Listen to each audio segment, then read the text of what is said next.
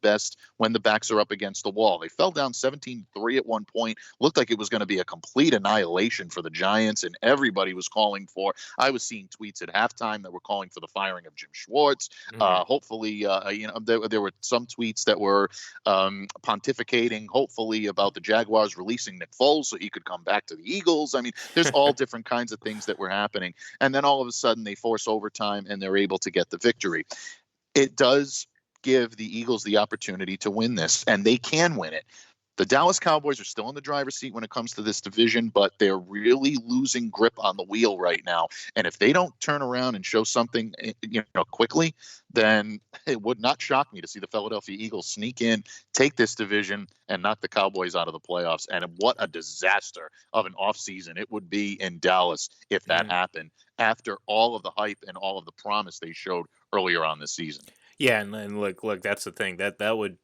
I think Jason Garrett's gone anyways after this, but if they somehow Yeah, I do lose too. this division to the Eagles, who I mean, I'm not even I'm not saying that the Eagles are have shown me anything. I mean, this shows me nothing. What they did against the Giants, against Eli Manning, who I thought was played pretty inspired. Again, the QBR was just awful, and depending on how much stock you actually put into that, it is what it is. But I thought he was going to have one of those like inspire transcendent moments where he just comes in and rips the hearts out of the Eagles. I might have been wrong. He might do that against the Giants next week because we know he's going to be playing for the rest of the season because Daniel Jones, or at least Daniel Jones, is supposed to be out for the next. Now 1 to 3 weeks, but it was 2 to 4 weeks, so that pretty much wraps up most of the season. So we'll see. But either way, we know Eli's likely to start next week. So maybe he does that to the Cowboys. That actually feels like a more Cowboys thing to happen. Like they're going to come in and get walloped by the Giants. But look, this is just a division that no team. I mean, the Eagles seem to want to win it a little bit more right now, just because the Cowboys just obviously on a 3 game losing streak. The Eagles were down 17-3. I mean, just like the Chiefs. I mean, it's funny. Nick Wright liked to put out the passer rating stat comparing Eli Manning and Tom Brady. Well, just like Eli Manning, Patrick Mahomes can only score in 1 quarter every game. So the Giants were held scoreless in quarters 1, 3, and 4. So obviously that's where the game was lost. You couldn't, you know, build off of that big second quarter that they had. But Yeah. yeah, I mean, look, big game for Carson Wentz. I think you can argue it's might be his biggest win of his career. I know that sounds hyperbolic and all that, but I mean in reality, he obviously was not a participant during the Super Bowl run. He was injured. He had some pretty good games that year, but this is like you said, a team that is incredibly desperate, who has an outside chance to somehow make the playoffs. I mean, this division is looking like a division that could be won at 8-8 or 7-9. So all of a sudden, like you have an opportunity, and you know what? He took it, and they performed well in overtime and got the job done. Um, and you add in all the injuries that they've dealt with, and you put in Carson Wentz's season in that perspective, and he's not had that bad of a year. And obviously, long term, you got to look at the injury to Alshon Jeffrey. He left that game, just another injury on the chalkboard, on the board there for the Eagles. So we'll see, and like I said, I have a feeling this is going to come down to a showdown in Week 16 between the Eagles and the Cowboys, and that'll be fun. Yeah, and I do. I absolutely do believe that. And imagine, I mean, you can almost imagine a scenario where the Eagles are beating the Cowboys in this game at halftime, beating them considerably if the Cowboys keep on this. I mean, if that happens, you can imagine Jerry Jones coming out of the box and, like, taking Jason Garrett out of the game, like, a relief pitcher does, calling, pointing with the arm and just bringing in a new coach at this point. And just like, we're Oh, not that would waiting be until the great. end of the game. You're out of here. You're done. We're bringing in a new guy right now.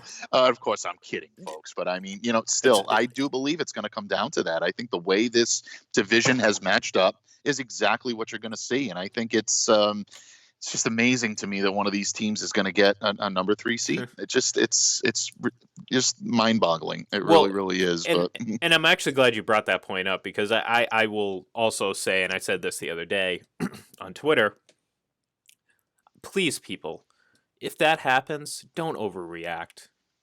please, I'm begging people, don't overreact to that team making the playoffs. We don't need to reseed the playoffs, okay?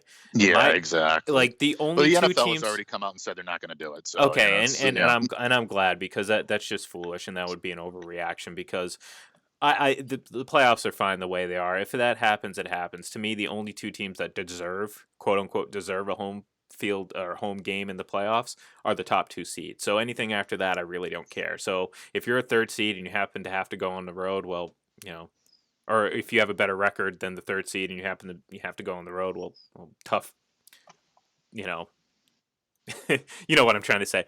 Deal with it. It is what it yeah. is. Like if There's really no, saying that I can do that's yeah. can clean that up a little bit. So it just then at least nothing that sounds all right anyway. Yeah, So yeah. We'll research that off there. We'll figure it out. We'll come back with some a wider ranging vocabulary so we can hit those words with some more emphasis. But look, yeah, exactly. To me, I don't. You don't deserve a home. You don't deserve that home field advantage unless you get one of the top two seeds. So, right. if you happen to have to go on the road, well, again, deal with it. And it doesn't happen that often. And but it does give you it does give you ammunition to kind of joke and laugh at the Cowboys and the Eagles who have to back into this playoff situation. So, we'll see how it plays out, and we can only hope that come week 16 that the Eagles and the Cowboys give us a pretty memorable game for the NFC East. So let's do our power rankings. I'm itching to Okay. get into this because we'll see. I don't know how much change it's going to happen, but we'll see. So last week, I believe. You know what? How about you go first? Because I think you had you didn't have the Vikings at number 5, correct? You put No, I didn't. I had the Seattle Seahawks at number right, 5. right. Okay, all right. So yeah, go ahead. Okay, my number 5 team. This was tough to Uh drop them down to oh. 5, but yeah, my number 5 team right now is your and my and our here in New England, New England Patriots. You can't suffer a loss the way you did on Sunday and not suffer a little bit of a difficulty in the power rankings. And Hmm. look, people probably think I'm even being generous by having him in the top 5, but that is still one of the best defenses in the league, folks. You take a look objectively at what they did in the second half against the Kansas City Chiefs, had numerous opportunities to win that game. Officiating still was a little bit of a difficulty. I'm sorry, it cost them points. I don't consider that losing them the game, but it cost them points. And in the long run, a lot of those can be simultaneous, and there can be a synergy Hmm. relationship between the two. But ultimately, at 10-3 right now, if I'm being realistic and if I'm being objective, I have to rank the Patriots as the 5th team right now in my power rankings. Yeah, and look, I begrudgingly agree with you. Again, I Yeah, like to it's always make. tough. I didn't want Yeah, to it do is. it, It but is. I It had yeah. is. And here we are, and it just kind of speaks to how spoiled we are as a fan base. We're lamenting putting them as the only fifth best team in the league. So, but I think you hit on a very key point, and a lot of people are overlooking this because they've just kind of fallen into that narrative that the Patriots defense is exposed. It actually really hasn't been exposed, and if anything, I was incredibly encouraged by what I saw out of that defense, especially if you believe people when they say, "Oh, Patrick Mahomes and the Kansas City Chiefs are one of the most, if not the most, explosive offense," and Patrick Mahomes is this, that, and the other. If you believe that, then you should have come out very impressed with the Patriots defense because. Yeah, they allowed 23 points, 7 of which came on a very short field, and they shut out or kept the Chiefs out of the end zone for 3 quarters. Only that second quarter was where kind of things kind of fell off the rails for a few minutes. And you know what? Give the Chiefs credit. They scored twice in 3 minutes and 30 seconds, and for 56 minutes and 30 seconds, uh, they were very limited offensively. And so to me and that just kind of speaks to how like people perception versus reality. The perception is, oh, the Patriots got exposed several weeks ago, and that's obviously continuing, and no one's going to look at things objectively. Well, if you looked at things objectively, you'd see that the Patriots defense is still pretty good.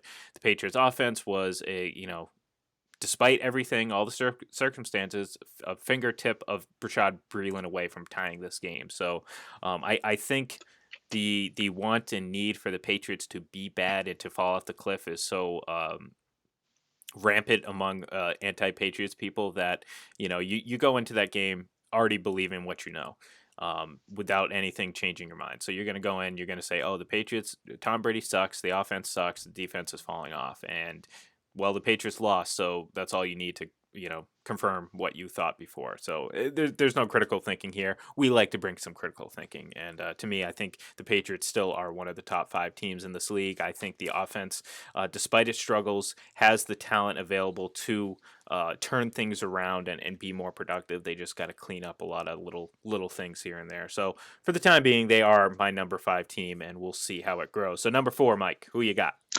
Number 4, I'm still going despite the loss, and it was a bad loss on Sunday. I'm still going with the Seattle Seahawks, Hmm. and I think the reason that I'm doing that is I like the way they're positioned in the NFC. I definitely gave a lot of consideration to having my rankings exactly as I had them last week. Seahawks 5, Patriots 4. I think the Seahawks right now, the way they're positioned in the NFC, allows them the opportunity to maybe compete for that top seed, even though a lot of people think that's still very much out of reach.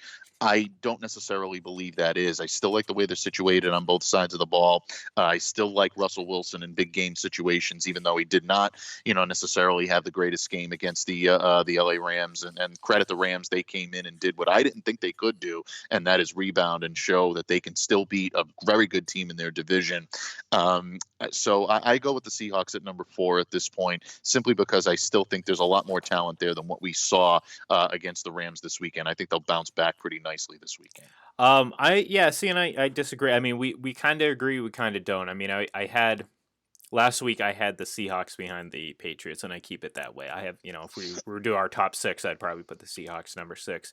I'm going to stick with the Vikings. Another impressive win, 20-7, without Adam Thielen. Kirk Cousins continues to play really, really well. Yeah.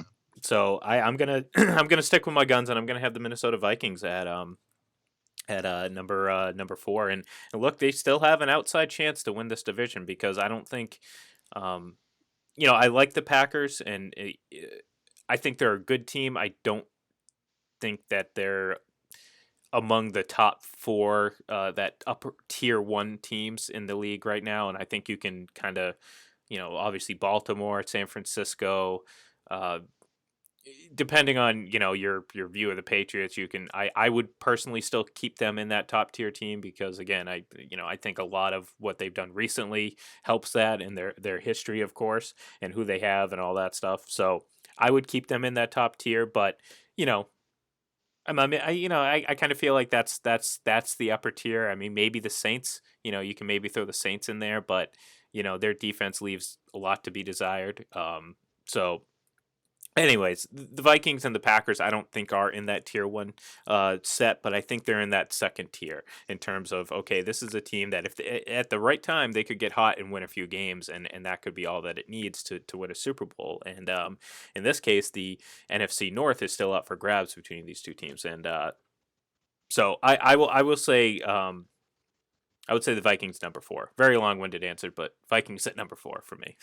Yeah, no, good, very good, very, very good argument. Really, I mean, you're making a believer out of me with the Minnesota Vikings. And I'm look, I, trying. I I'm like trying. no, I do. I like the team itself. I like the way they're constituted, and that's an interesting argument. I like that. It's good to have differing opinions. Sometimes, so that way we can get a different perspective. It So. doesn't happen often, but No, it doesn't. But when it does, it's always good. It's spirited. But see, we take a level-headed approach to it. I don't look at you and go, "Oh no, cheetah." Okay, yeah. sorry. I still got to get that out. I Mike, know it's just Mike, yeah. what are you doing to me, Mike? I thought we were over this. Oh I man, don't think you you know get we're me. not going to be I over want this out until like permanently. March. No, Oh, no. I don't think you get me. I want out permanently. that's right. I want out permanently. I don't want to talk about this anymore, but unfortunately, we're gonna have to. Anyways, number What 3, about your Mike. cards and letters? Yeah. My number 3 is the New Orleans Saints. And look, I think what's really odd about this New Orleans Saints team is that the Saints defense has really carried them more than the offense has Yeah. for much of the season. That was a total role reversal on Sunday, 48-46, just total track meet when it came to the 49ers and the New Orleans Saints, both teams putting up a ton of points. The defense just, really broke down in this game, and so did New Orleans' defense. I mean, they were just putting up points on both sides of the ball. But I still like the balance of the Saints attack. I think they have have a great special teams unit, which they don't get a whole lot of credit for. Not a lot of people talk about it. They've got a great punter in Thomas Morstead. They've got a great kicker in Will Lutz. I think that itself right there, when you talk about all three phases of the game in New England, we're such students of that, you and I and anybody that covers the New England Patriots, because special teams is such a key part of team success, especially in the postseason. That's why I'm so high on the New Orleans Saints. A lot of people say they're an up and down, they're a Jekyll and Hyde team. And look, there are times where they look great, there are times where they look suspect, but ultimately, I think that balance and that well-roundedness makes them a very tough out in the playoffs. The only problem is which New Orleans Saints team is going to show up. Are we going to see a complete effort with the offense, defense, and special teams really clicking on all cylinders, or are we going to see one up, one down? And if that's the case, then New Orleans is ripe for the pickings at that point. But I still like them at the number 3 position. Yeah, and I'm going to agree with you. I mean, again, you can sit there and nitpick, certain things about their game, and you can do that with every team in the NFL. There's no team that's not flawless. Even Baltimore, for those out there. I mean, look, they have issues as well, and we'll get to that in a minute. But yeah, I got to agree with you. The Saints got to be the number 2 team. I mean, I would. You know that they can score at times. Like you said, they're Jekyll and Hyde. I mean, you know that they're capable of putting up points. We saw it yesterday or Sunday, so that's not an issue. We know that they have a capable enough defense. It's just, are you going to get that when you need it? And that's I think the biggest question for the Saints. Is that going to show up in the playoffs, or are they going to have all it takes is to have one bad day and then that's it. Your season's over. So is that going to show up for the Saints? We'll see. We'll see what happens in the playoffs. But for right now, I got to agree. I mean, they're playing really well. They have the talent too. I mean, that's the thing. I mean, of all these teams, especially offensively, I don't think that there's a bigger collection of talent than the New Orleans Saints. You think about Mike Thomas, Alvin Kamara, obviously Drew Brees. You throw in Taysom Hill and Teddy Bridgewater as 2 backups. Obviously, Taysom Hill gets involved in the passing game, so right then and there, that's enough. That's more weapons than a lot of teams have altogether in terms of number of and ability and talent. So the Saints are certainly capable of doing whatever they want if they play up to it, and for that, I do think that they still deserve to be a top 3 team in this league, and I think that kind of gives away what our top 2 teams are. So take it away, Mike. I'll let you have the floor for number 2. Number 2 team in the NFL right now, and this is going to make our buddy Brian Snow a little twinged because I know he wanted me to put these guys on top this week, but the San Francisco 49ers, to me, I still rank them at number 2. Look, the 49ers defense gave up a ton of points over the weekend. That cannot be ignored. Now, is that an indictment on their defense? Does that mean that their defense has been exposed? No, I don't believe so at all. I think they had a subpar day against a very good offense, against Drew Brees, and an attack in the New Orleans Saints that was ready and came in prepared and came in ready to fight, and they just took it to them. And some games you have that. You just give up more points than you're used to giving up. And sometimes, defenses cannot be brick walls every single week, but this is still a very talented team. San Francisco 49ers have the best tight end in the league right now because Rob Gronkowski has retired. He is the best tight end in the league. Let me repeat that. The best tight end in the league in George Kittle. And then you also have a very formidable running game. Jimmy Garoppolo has shown that he can now take this team on drives late in the game and be able to execute. And ultimately, because of that, because of the offensive output that I saw, I still think they're the best team in the NFC, and they're going to be a tough out in the playoffs. This is a scary team coming up. Yeah, and that's the thing. The way this NFC playoff picture is shaping up, they could be anywhere from a 1, 2, 4 or 5 seed. So there's really not going to be, unless you're the fortunate one to get Dallas or Philadelphia, there's really not going to be that many easy outs for any team in the NFC at the moment. So I agree. As much as I wanted to put them here, I really did. I have to keep the 49ers at number 2. And yes, if you hear that, that is a massive amount of noise outside my window right now. So I'm hoping it's not broadcasting over the air as much as I'm hearing it right now. So I apologize, folks, if you hear that. It will end in just a moment. Ian is actually being beamed up to the mothership, folks, as we speak. You can probably see it on Sportscaster if you're watching. No, it's edited out. Oh, it is. It's edited out. See, Ian's got it on a loop, on a delay. Remember when Dennis Hopper did did that. Keanu Reeves did that to Dennis Hopper in Speed. He looped the video, and it looked That's like he was right. looking at a live video, but he really wasn't. Classic. So that's what's going on right now. Yeah. Settle Oh, down I'm there, really- Wildcat. Yeah, I'm really dating myself then. But hey, it's still a good movie. It's still It's a great movie. It's a great movie. Are you kidding me? That's one of my favorite movies. It's obviously Jeff Daniels is in it. He is the Pop Quiz Hot Shot. That's right. Pop Quiz Hot Shot. Shoot the hostage. Shoot. Oh God, we could take an episode one day and just do that whole movie out because I could do that. I mean that was a great movie. I mean, come on.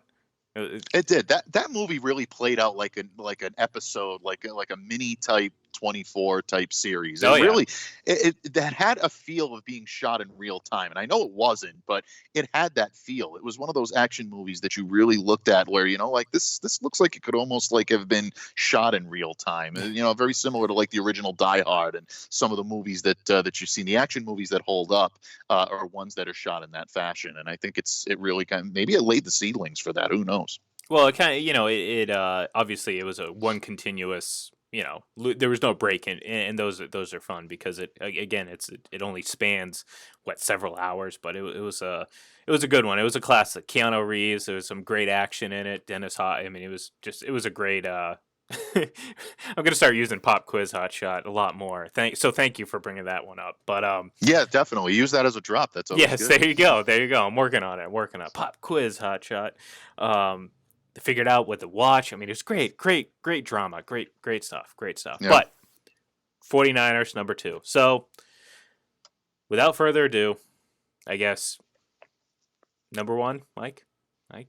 The Titans, right? The Titans, Tennessee Titans. Ryan Tannehill? Yeah, maybe I was going to go with the Bengals this weekend. Oh, because yeah. Obviously, the Patriots are so scared of the Bengals that they have to cheat to go. Yep. Oh, please, I'm not even going to get into that. Oh man, but no, Baltimore Ravens definitely still the number 1 team. I mean, they took it to a difficult. They won a difficult game against Buffalo. Well, let me ask you this. Credit. Let me ask you this. I remember earlier in the season when we were told the Patriots didn't have any impressive wins because they barely beat Buffalo in Buffalo and 30 or 40 mile an hour winds. Well, so what was this for the Ravens?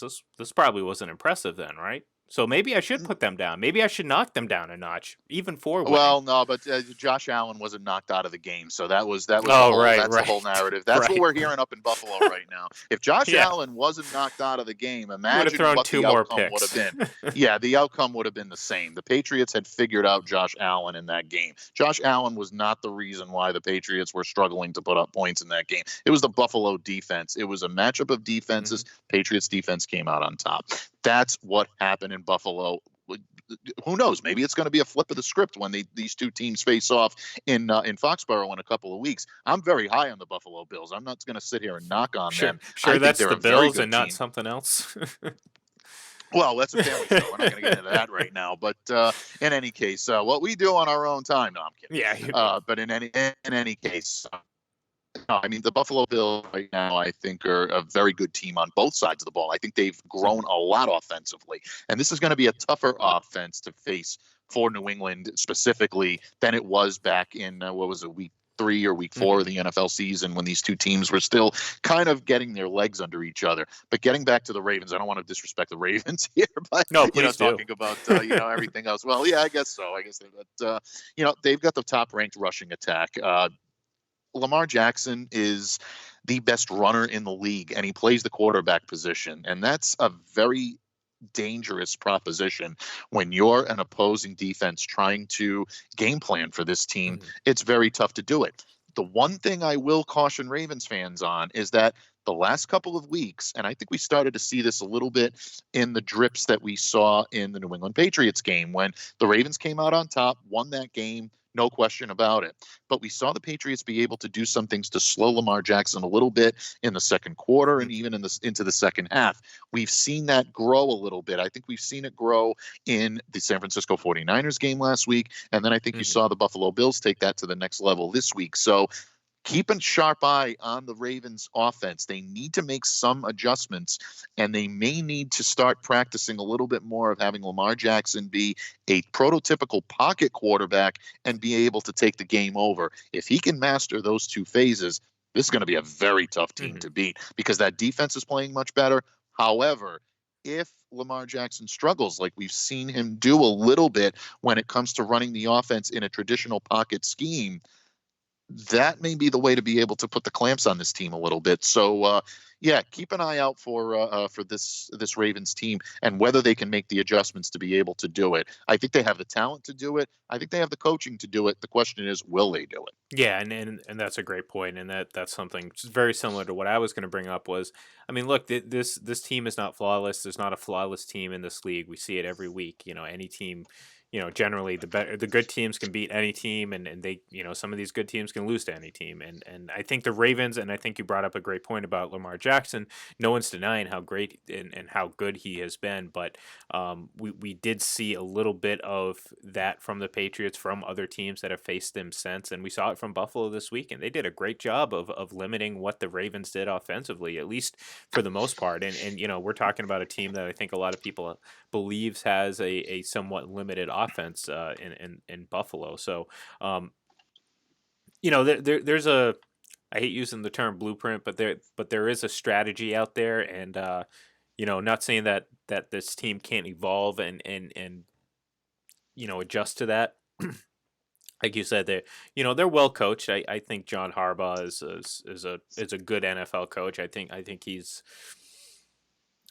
well, I'll say it. I think he's overrated. I think the whole Harbaugh family really is overrated, to be honest with you. But it still doesn't take away that I do think he is still a really good coach. I just think people are elevating him way up there again this year, even though, people forget the last several years that he's had and some of the situations that he's been in terms of, just it struggles in terms of coaching. So that's not the point. The point is, I think the Ravens are still the best team in the league. I do think there are opportunities for other good teams to beat them, so they're certainly not flawless. I'm certainly not ready to jump all in on the Baltimore Ravens, but right now they've been the best team. They've been the best team for the last several weeks. And for the foreseeable future, assuming that the 49ers don't keep breathing fire down their neck, they look like they're going to be the best team heading into the playoffs, and we'll see what happens from there. So we're pretty much spot on there, Mike. We did disagree once, but not too bad. Yeah, and it hurt. It was the disagreement that we had. It definitely hurt. For me to drop the New England Patriots down to 5. We agreed with that. We disagreed on the Vikings and Seahawks. We disagreed on the Vikings and the Seahawks. That's right. Yeah, that's right. That's right. We did have the Patriots as number 5. Same. Yeah. Well, yeah. See? That's what I'm here for. No, this is exactly. See, you rein me back in. No, look, we're going to spend more time, obviously, throughout the week on the whole Patriot story. I'm sure there's going to be. Oh, please no. Please I mean, no. Look, I'm honestly accepting. I'm accepting the fact that this is going to happen. I'm so defeated when it, you know what I mean? It's either this or just not go on the air for the rest of the week. So thank you for not using the word. Yeah, I know. That just would have really put me over the edge.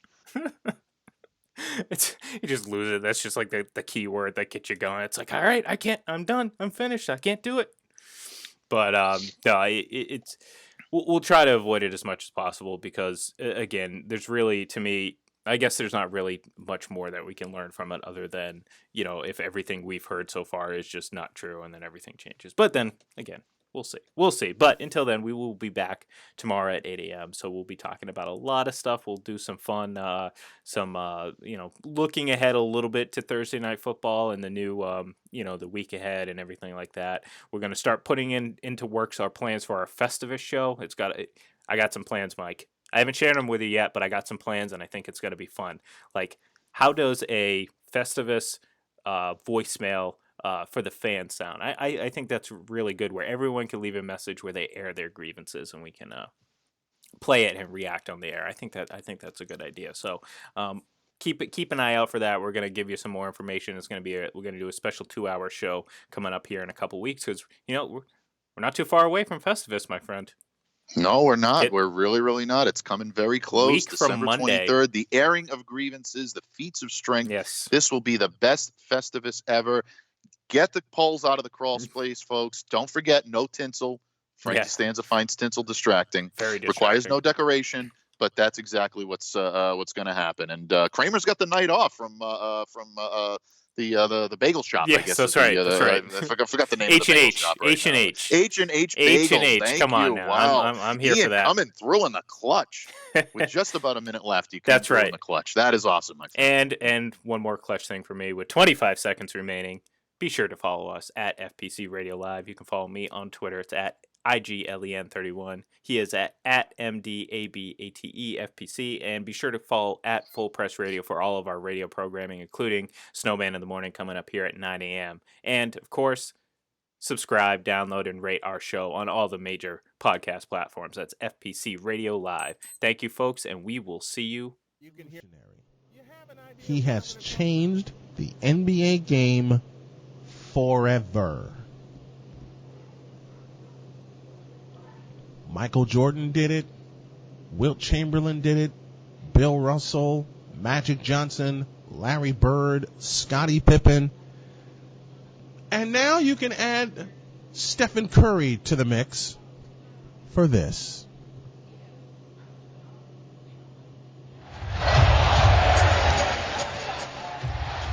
Curry crossover, three-pointer, bang! I'm going to leave this here for a minute.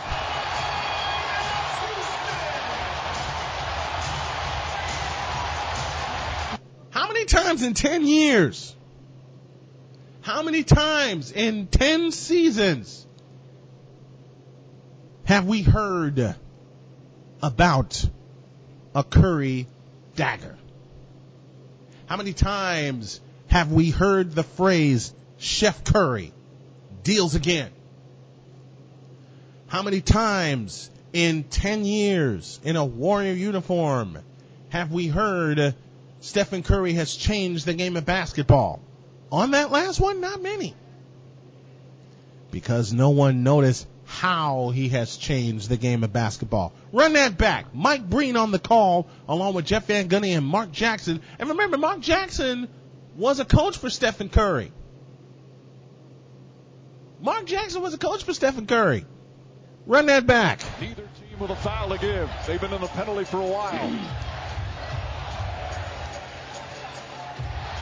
Curry crossover, three-pointer, bang!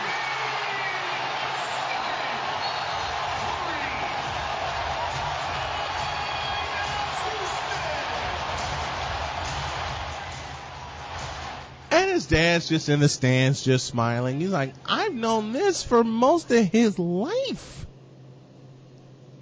I'm going to play it again. Again, Mike Breen on the call along with Jeff Van Gundy and Mark Jackson. Curry crossover, three-pointer, bang!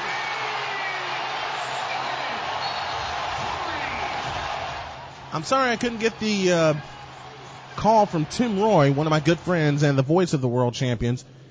But how many times have we seen this in 10 years? How many times did Houston see it last year in Game 7? How many times have opponents raved and, to a point, ranted about Stephen Curry, about how great he is, about how he's changed the game, about how he has changed the way defenses get on him? Nene, what the hell were you doing? Trying to guard him.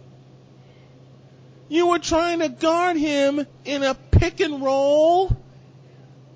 The best shooter in the game, the most dangerous shooter in the game, the best damn point guard in the game, and a 6'11" was guarding him, knowing the skill and the art to put it above you, and down the well it went.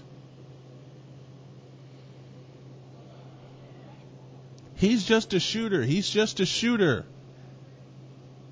He's one hell of a shooter. He's one hell of a player. He's one hell of a superstar. And when his time comes, whenever he does hang him up, he goes into the Hall of Fame the day he's eligible. Stephen Curry has done something to the game that very few players that have crossed the pantheon of the NBA have done. Changed it. How has he changed it, perhaps? Instead of the three-point line and area as an anomaly, he has turned it into a weapon. He has turned himself into a weapon. He has turned himself and his game into the ultimate weapon. Michael Jordan was the ultimate weapon because of all of his skills, being able to drive to the back. And see, every great player, every Hall of Fame player has a signature. Every player that has left an indelible mark on the NBA has a signature. Magic Johnson's signature was his passing ability at 6'9". Larry Bird's signature was his jump shot, his set shot. Michael Jordan's signature was his fadeaway. Kareem Abdul-Jabbar's signature was his skyhook. Shaquille O'Neal's signature was the most dominant center, one of the most dominant centers of the 90s. Kobe Bryant's signature was having a piece of Michael Jordan, that killer mentality. And now Stephen Curry's signature is that three-point line, to the point where there has actually been some discussion on some sports shows that they should lengthen the three-point line. It's at 23 feet 6 inches from the top of the circle right now, 22 feet in the corners. Don't y'all know Stephen Curry is in range when he steps on the floor?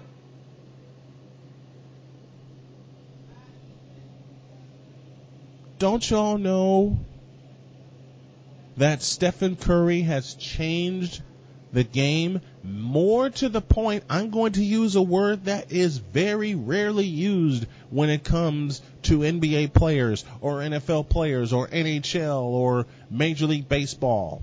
The word is revolutionized. Stephen Curry is one of the few players in NBA history that has revolutionized the game.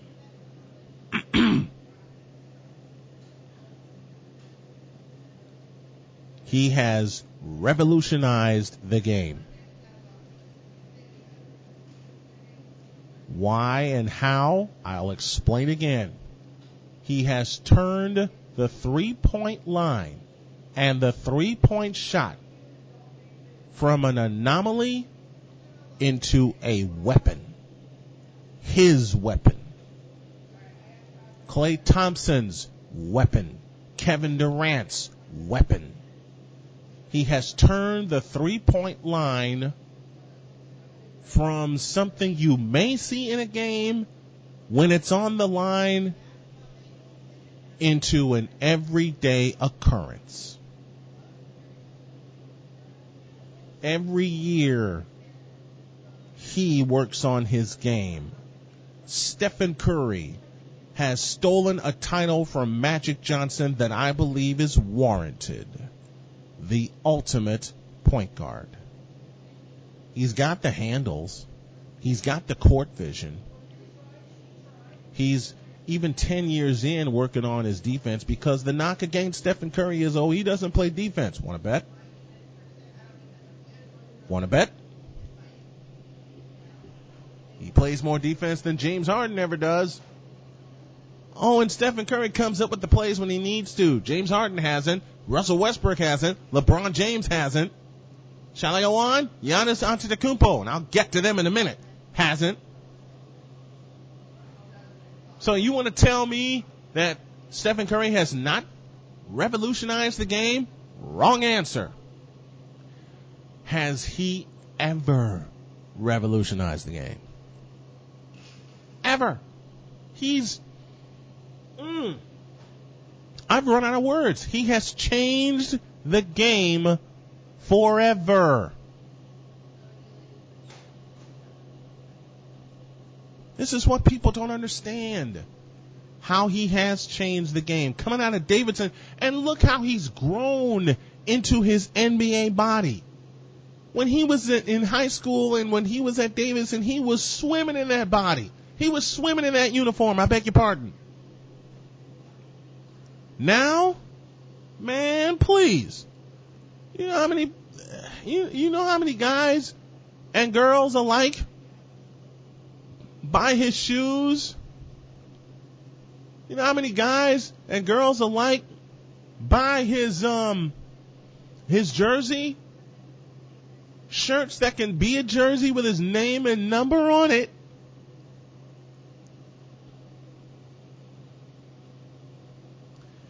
I'm going to say probably the most blasphemous statement I have ever said in 23 years of covering sports and in the years I've done this show. Stephen Curry has done something LeBron James has not.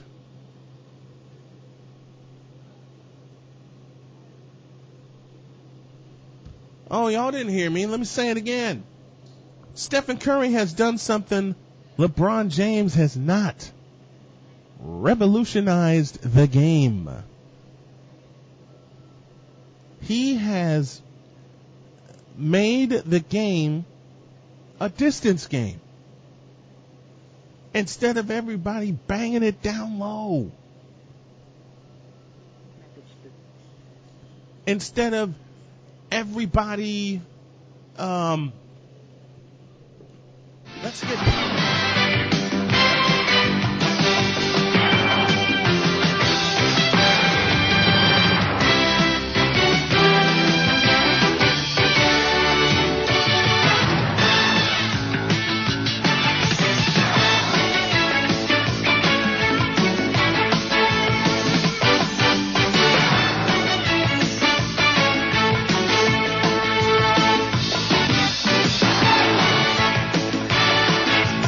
Never know how it's going to come out.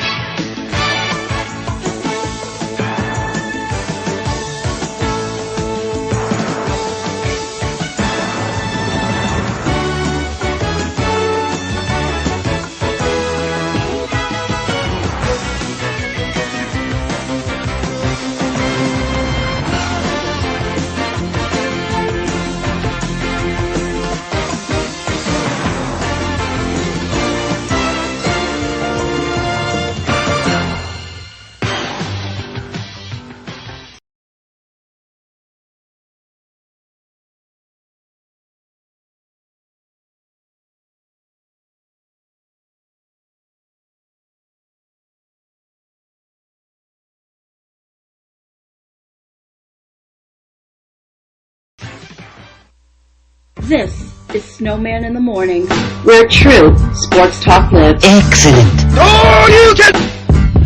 The Tuesday edition of Snowman in the Morning rolls on. And we want to thank y'all for joining us. Let me make some adjustments here. Okay. I think we got everything situated. We do.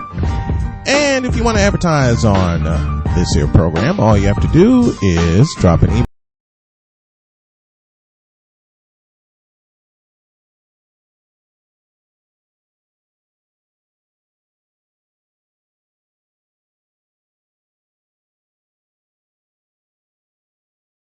To snowmaninthemorning@gmail.com. That's snowmaninthemorning@gmail.com. Again, thank you for joining us on this Tuesday. And I want to tell you something. And I talked about this at the top of the show. Did y'all see that game in New Orleans on Sunday between the 49ers and the Saints? I said something online that a lot of people didn't agree with because of the play of Seattle and the play of Green Bay. And I understand all that. But what happened Sunday in New Orleans, I believe, was a preview of the NFC Championship game. Only this time, if everything holds true, and it could change, and I understand that, it could be in the Bay. The 49ers defeated New Orleans 48-46 in the wildest football game I have seen in years. It was Well, I said several times throughout the season there's going to come a time where the ball's going to be put in Jimmy Garoppolo's hands and he's going to have to do something with it. Well, guess what? He did something with it in the final minute. And what about George Kittle and that 39-yard catch and run where he was dragging defenders with him? Tack on the 15-yard penalty, and guess what? You got yourself a game-winning field goal by Robbie Gould, longtime Bear. And the 49ers pulled out the wildest win they have had in years. And there's something about when San Francisco and New Orleans get together. Remember the playoff game from 2011 where there were 4 lead changes in the final 3 minutes? That's what this game felt like in New Orleans.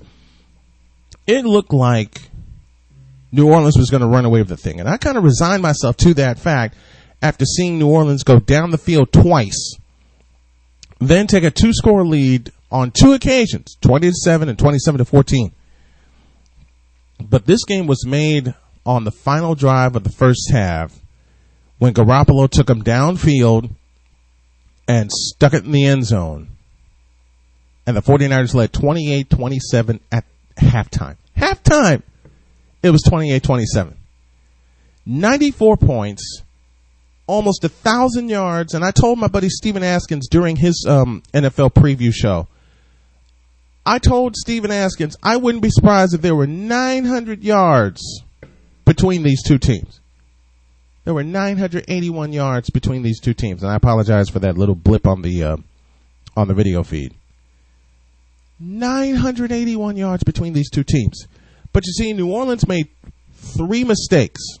One, they went for a 2-point conversion after they regained the lead 13-7. Tried to stretch it to 8 and make the 49ers chase points. They didn't. The 49ers didn't have to chase any points.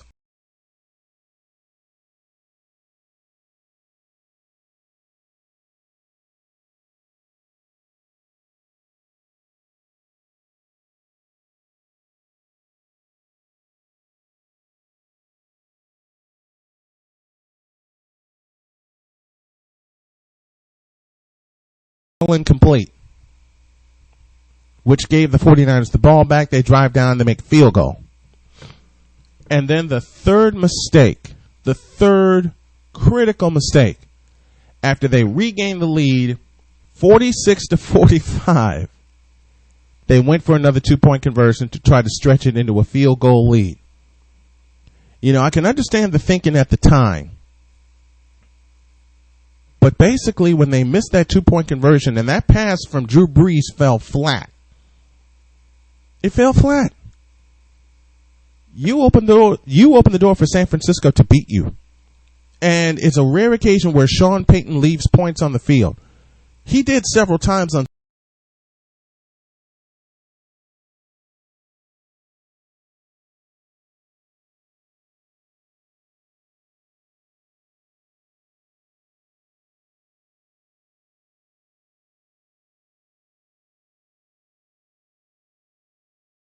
Sunday, just like he did in the NFC Championship game.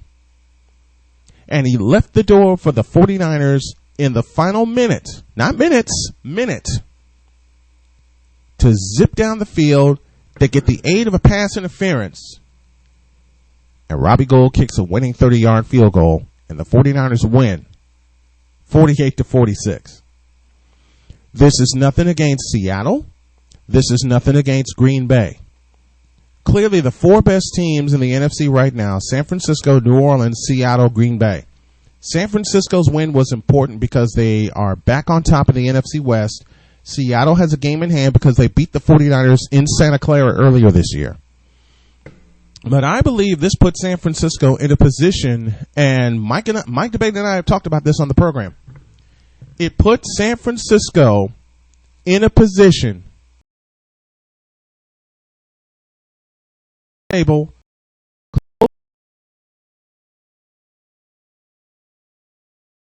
keep the haven't even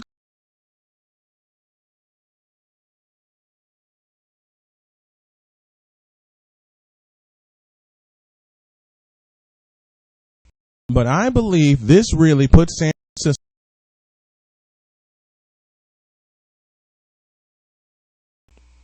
close out 14-2, win the NFC West since 2012, and make a playoff appearance for the first time since 2013, where they went on the road 3 times. They won 2. I was so hoping they'd go to Seattle and win that third, and they were well in a position to do so. And I know the video feed is happy. We're working on some things here in the studio, but go to Seattle and win. Now they have a chance, the 49ers do, to run the table. They see Atlanta Sunday. Next Saturday, they get the Rams. And then the final week, they get Seattle in Seattle. And they haven't beaten the Seahawks in Seattle in a very long time. And I understand that. Got a friend in the Pacific Northwest saying, there's no way San Francisco's going to come into our house and beat them. Oh, yeah, they're going to come in Seattle and put a foot in your ass. This is how confident this 49er team is. And remember, they're beat up. They're beat up. They've lost Weston Richburg for the remainder of the season. Richard Sherman is now out with a groin injury for an extended period of time, although if the 49ers seal up that number 1